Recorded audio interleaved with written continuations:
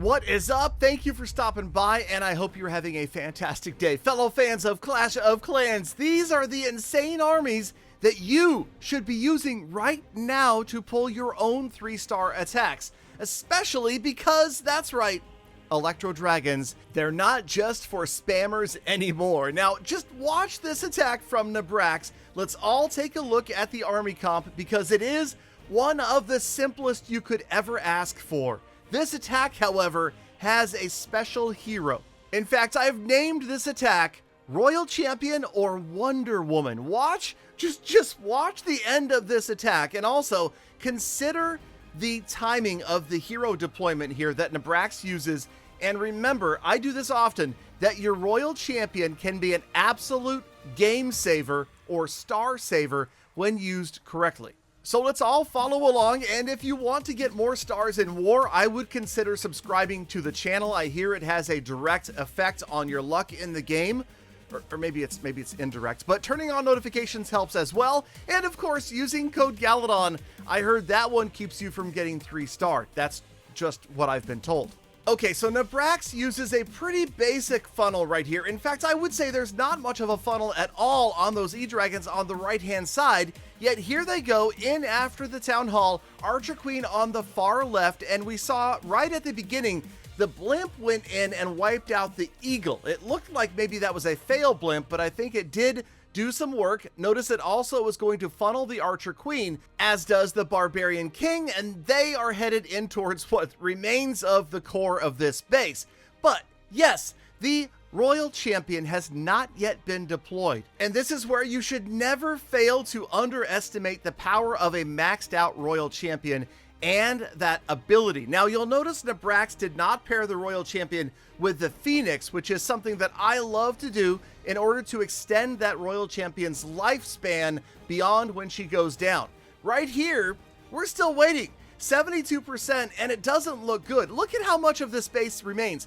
Over a quarter of this base is still standing, and the heroes are on their last legs up at the top of the base. They've got a long ways to go, but yes, here she comes. Wonder Woman, the Royal Champion, is about to get deployed, and you'll notice that she is going to annihilate. Another point of strategy, Brax drops the Royal Champion behind the existing troops and heroes. That way, she's got a nice tank set up for those first few defenses. If he had dropped her way out on the left-hand side, you've got the Archer Tower, the cannon, and the defending Grand Warden statue that would have wiped her out. So this way, max value, and yes, with the ability, she's gotten almost every single defense out of the way. The Barbarian King was a great tank, and now it's just gravy. That was insane value from the Royal Champion, and definitely something I am going to adjust on my attacks, and that is, remember, late Royal Champion behind the existing heroes. Let's move on to long distance dedication from Ricky Rez of Tribe Gaming. This one has to do with your wall breaker strategy, okay? Think about how far the wall breaker is going to travel in this battle. First, the blimp, and yes, blimps are great. If you can get the Invis Rage timing with, say, super minions or super archers or even super wizards, you are going to get massive value out of your siege machine. This, however, is often a little bit beyond the average clasher's capabilities. However, Ricky Rez takes out the Town Hall, other massive value, including the multi-target Inferno.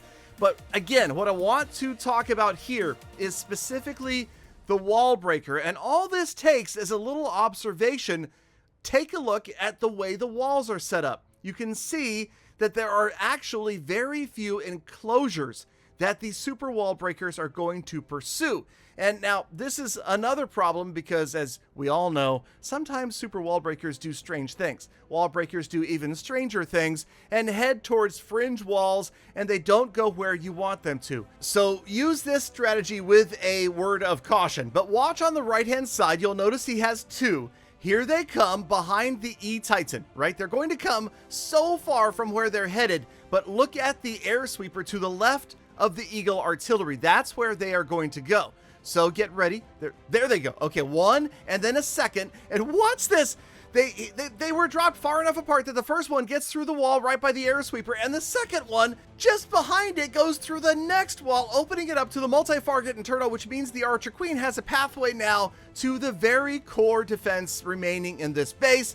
The rest of the attack is a Lalo, which, you know, may be more difficult for some than others. There goes the Archer Queen on the Inferno Tower. I love that. That is insane value. And again, it just takes a little bit of planning, especially in a base that has intentionally left all sorts of open walls. And you can see the pathing was actually just a pure setup by this defender for those super wall breakers to go exactly where they were needed. That centralized Inferno Tower is oftentimes a big anchoring key towards any defensive setup. We see that almost all the time now, and that was a very easy way to get the Queen to go. But of course, many things had to fall into place in order for this to happen.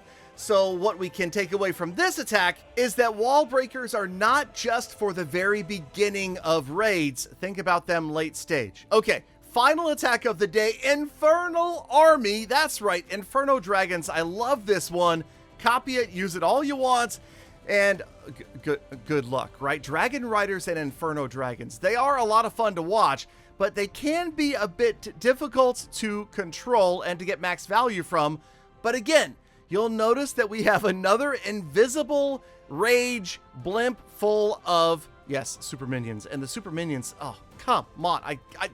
You know, I need to do an episode that talks about super minions versus super archers versus super wizards. I'm just thinking on the fly right here, because why is it? What is it about the pros that makes them switch between those three troops in a blimp? I really don't know. Okay, back to the attack. And again, this is just coming down to some funneling and some blimp value. You'll notice the Town Hall is gone. You'll notice the Eagle is way out there on the left-hand side. But for this attack, what I really want to take a closer look at is not so much the troops, but the spells. Notice the skeleton spells right there, distracting the defending Archer Queen, Scattershot, and Expo all at once. So what you have, again, is a tank for your troops. Yes, a spell can tank, and indeed, the skeletons do a great job of prolonging the life of the Dragon Riders and the Inferno Dragons as they head in towards the core of the base. This is a blast to watch because you know that you could do this with anything. You could do it with Electro Dragons, you could even do it with a Queen Charge Hog Rider, a Lalo, whatever troops you're using.